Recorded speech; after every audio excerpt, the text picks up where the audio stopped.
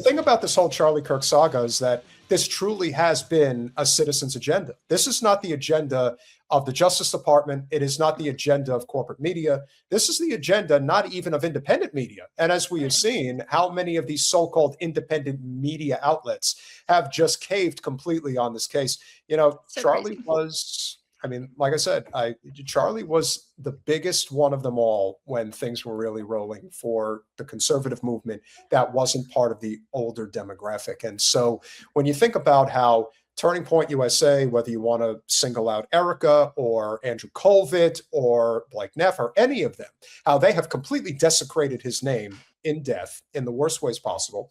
And then you think about the paid propagandists on behalf of the state of Israel, you know, Benny Johnson, Michael Knowles, Little Ben come to the forefront. And then you think about what we're doing, what we're trying to do. Because to me, the biggest reason to never give up and never let up on this story with Charlie Kirk is that I 1000% believe that Israel was behind his assassination.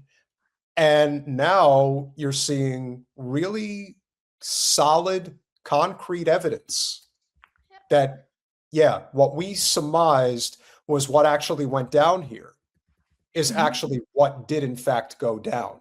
We always surmised that it was an exploding microphone, an exploding lapel.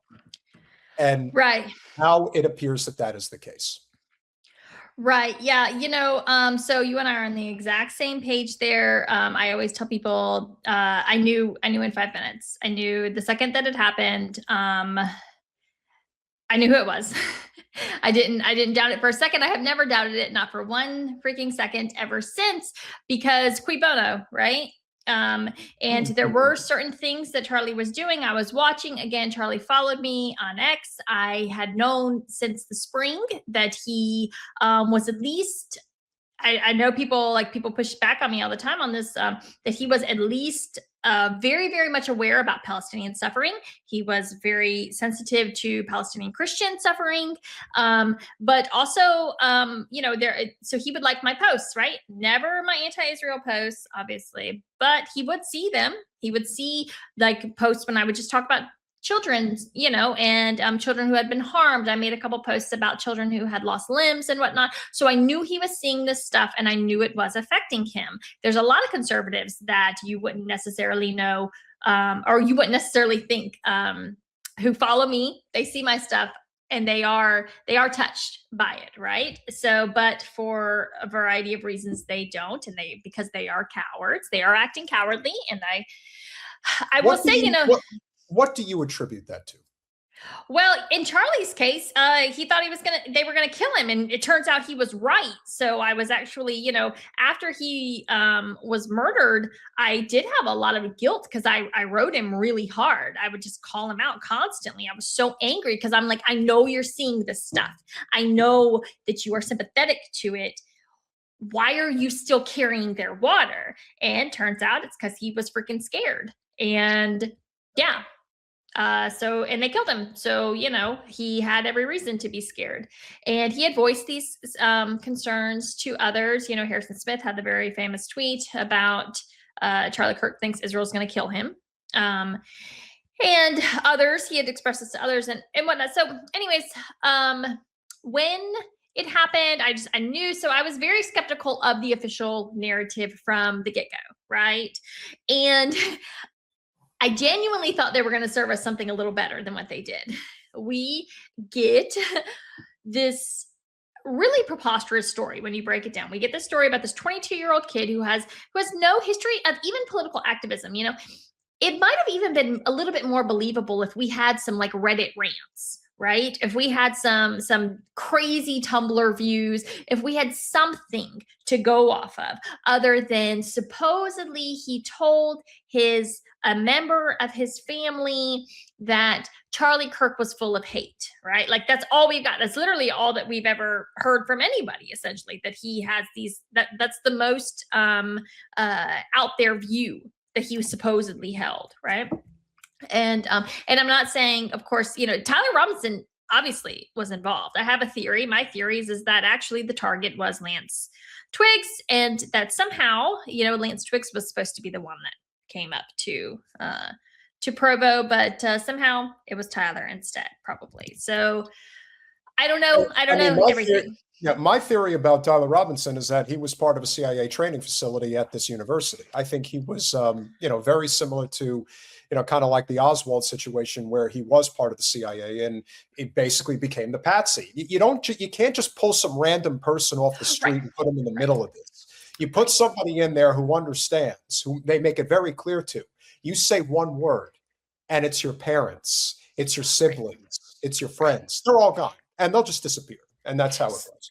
So a lot of people don't, so you are perhaps familiar with the Turkey Tom messages. Did you ever read those? Those came to, there's a streamer called Turkey Tom. I had never heard of him before this. Never seen anything from him since, but apparently he's popular with the young folk.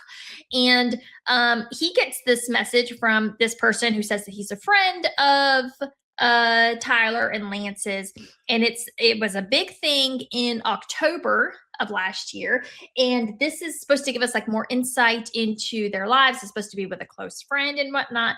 Well, I go through it a couple times. I initially had the same instinct that everybody else had, which was, this is a Fed writing this is BS, it's total crap. I just dismissed it, right? Then I got brought back to it on something else. And I realized, actually, this is actually written from the point of view of a third roommate. So there's a third roommate that, for reasons I don't actually understand, because this person wasn't living, according to their own testimony in these Turkey Tom texts, this person wasn't living with them. So I don't understand why he couldn't have just, because that certainly would have given more credibility to him. Okay. But he is... So I'm very suspicious about this third roommate, who this person is, because this person is in this Discord chat. And it turns out that in this same Discord chat, and there's only like 5 people in this chat, so there's a pretty strong possibility. One of the 3 people we don't know, because Lance, Tyler, the third roommate, and the 2 others we don't know. So one of either the third roommate or the 2 others was actually present at University of Nevada, Las Vegas in December of 2023, when there was this very bizarre school shooting there. This guy comes from Pennsylvania. He comes out to UNLV. He applies for a job. It doesn't, but he's a witness to this shooting. Again, so it's like, what are the odds? What are the odds that we've got somebody who's witness to a school shooting and then, he's living with a guy who ends up committing the, most infamous political assassination since Bobby Kennedy, I think the odds are actually kind of low on that, right? This is weird. All of these things. Again, Candace has made a big deal about this. Why the proximity to school shooters with the people around TPUSA is so low, right? Like, what the hell is going on? So I think that's an interesting angle. I haven't explored it fully. It was a couple weeks ago that I stumbled across that again, and I reread it. I read it very, very, very carefully this time. And there was something at the very end that tipped off. I'm like, okay, this person's actually speaking as if they had lived with them, because that makes more sense. I went back and I kind of plugged in with my own thought of what might be, and it's like, okay, yeah, this was a third roommate. So again, now we've got, and I think it's interesting that this has never been mentioned, that there was a person living with them. And if you go back and you really read through these Turkey Tom messages, what becomes very clear is that the mentally ill person that lived in that house was Lance Twiggs. He was brilliant. He was some kind of student. He was he was like one of these, ultra bright students. We know that they put these kids on, radars and stuff like that. But the whole focus of this entire thread is all about Lance Twiggs's mental illness. And then at the very end, the guy's like, so I guess because Tyler was in the house with him all by himself there for a few weeks, I guess he just went crazy. It's like, that's actually not how that works. That's, no, people don't just wake up and they're like, oh, you know what? My boyfriend drove me crazy. I'm going to go commit, first-degree murder.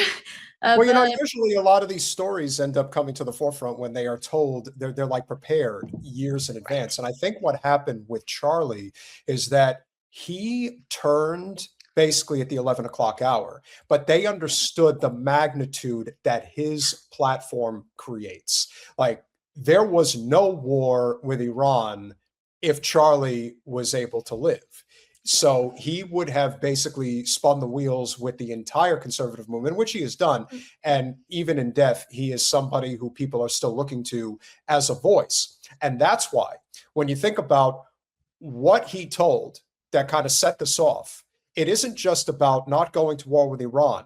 It's also this. I'm not willing to go so far that saying that Netanyahu knew or there was intelligence here, but I think some questions need to be asked. Was there a stand down order? Was there a stand down order? 6 hours? I don't believe it.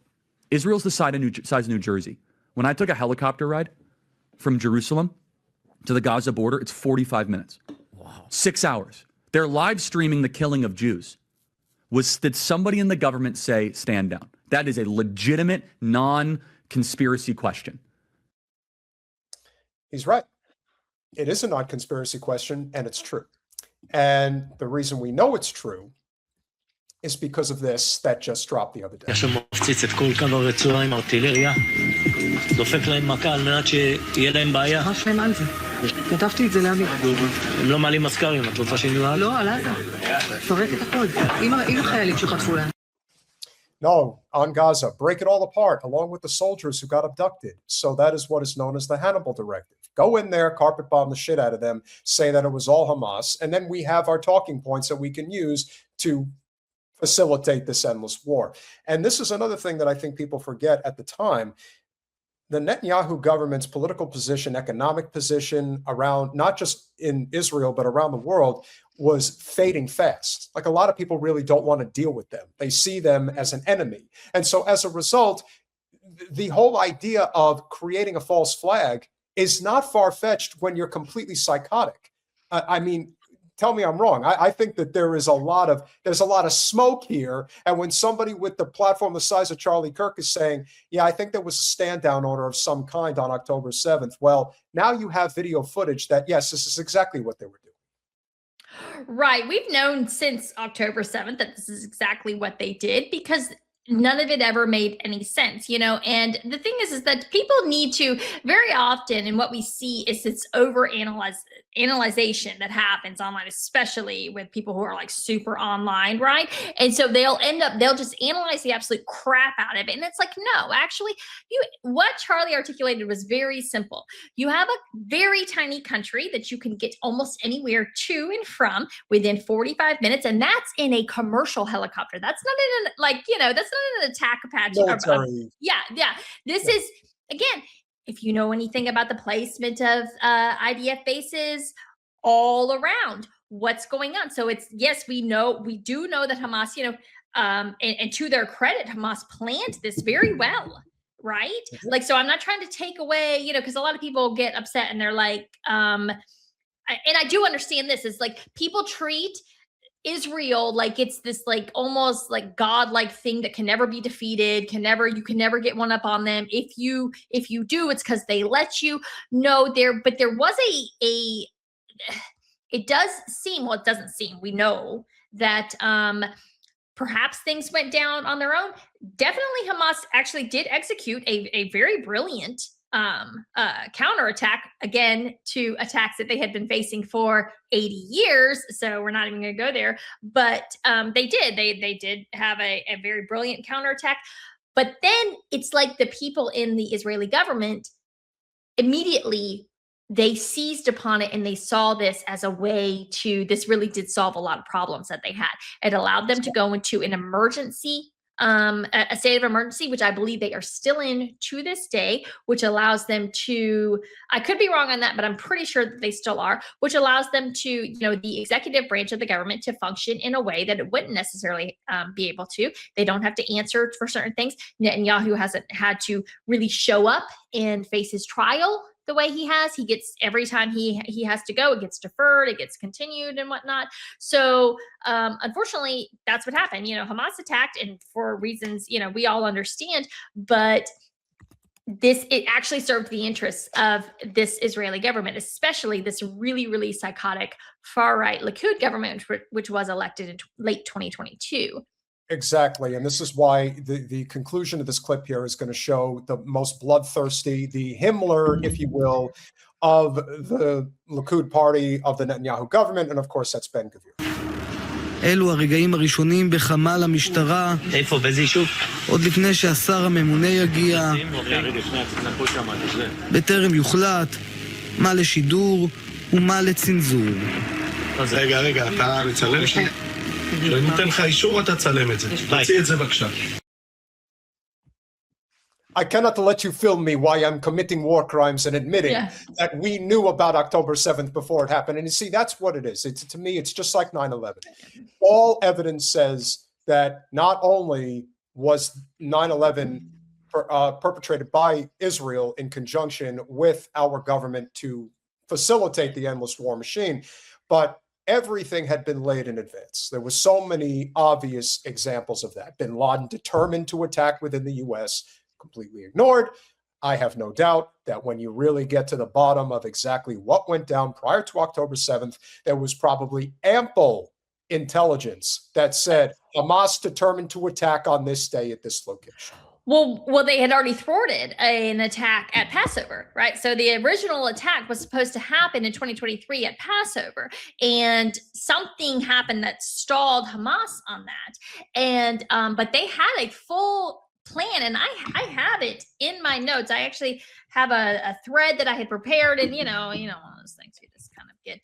But this has been there's some really kind of fascinating, and they are sad. I mean, when somebody loses their child, like, it's just sad to me. I know a lot of people don't have a lot of sympathy for IDF soldiers or whatnot, but this girl was 19 years old, or no, excuse me, she was 22 years old, and she called her dad, and she leaves him messages. She actually left him voice messages telling him that she had warned her superiors about this attack. She had seen the plans for it. She knew that their black ops knew about this, and they actually had a contingency plan for this attack.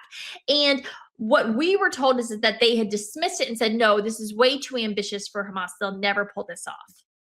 And turns out that the attack that they pulled off was almost it was like a blueprint. It was like perfectly matched. So they had the blueprints, and they supposedly dismissed it, but did they really dismiss it? Or did somebody get a hold of it and say, actually, because again, another thing that people always have to remember is that the people that are on the Gaza border, those are the quote unquote left wingers, right? They are, even though we know, liberal Zionists and whatnot are scratch a liberal Zionist and, Ben Gvir bleeds.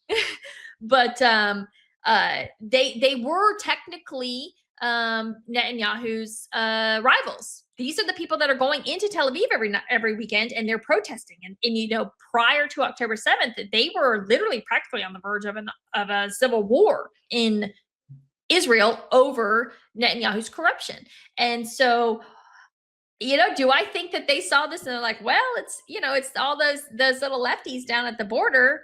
So, and then you throw in a very bizarre venue transfer of the Nova Music Festival, which was actually not supposed to be held there. It was transferred.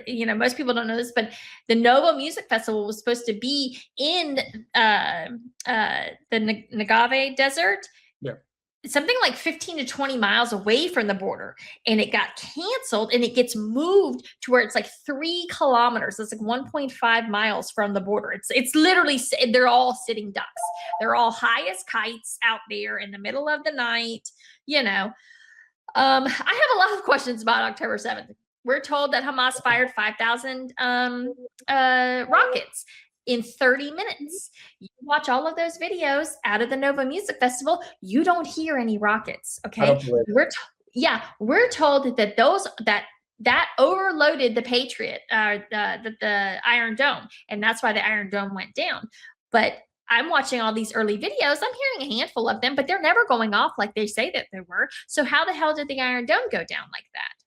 Which is why I think that this, again, it brings everything full circle, that whether it's kind of like, were there 19 hijackers from Saudi Arabia on 9/11? Maybe, but whatever we were told that actually went down is nothing close to what actually was. And that is the same thing about October 7th. Whatever we were told it went down. Is it possible? And I mean this in the most enduring way possible. Were the Hamas fighters useful idiots under the circumstances? Maybe. maybe they walked right into a trap. They knew they were going to be able to tee off on some people, and they probably took out a few hundred. But at the end of the day, this was a grand setup of the highest order. This was always the intention, because now we're seeing, again, if this was truly just about Gaza, that would be one thing. But now you're seeing what's going on in southern Lebanon. You see what's going on in Albania. You see what's going on in Iran. And the more we observe the fact that this is truly, unequivocally about the Greater Israel Project, it always has been. The Greater Israel Project was supposed to commence with the sinking of the USS Liberty in 1967, which did not happen. And obviously, they were not able to fully push forward this initiative until things really started with the first Intifada in 1987. And then many other things have transpired as a result. Who knows what would have happened in 1995 if the assassination did not take place? Maybe there could have been some type of a two-state solution then. Who knows? But where we are now. No, please. So, fun fact for those who don't know, the 1995 CPAC is actually where the Christian Zionist lobby really formed. Most people don't know this. Yes, you've had Christian Zionists, and it really does kick off after 67, but there was actually an approach by the Jewish lobby, the Israeli Jewish lobby, which had always typically been aligned with left-wing causes, but they could sense this shrinking. And they had gotten the support of the right wing because of the anti-communist movement, right? But when the wall fell, that kind of went away. So CPAC is actually where the Israel lobby for the first time approaches the right, in the Christian right, and tries to form an alliance with them. And this is where we see, and it's really after 95, but really after 2001. But 95 is where it starts, where you start to see these kind of, this elevation and much less mockery of the Zionist movement, Christian Zionist movement. And so it's very interesting that it coincides, of course, with the assassination, in the absolute, destruction of the Oslo Accords. So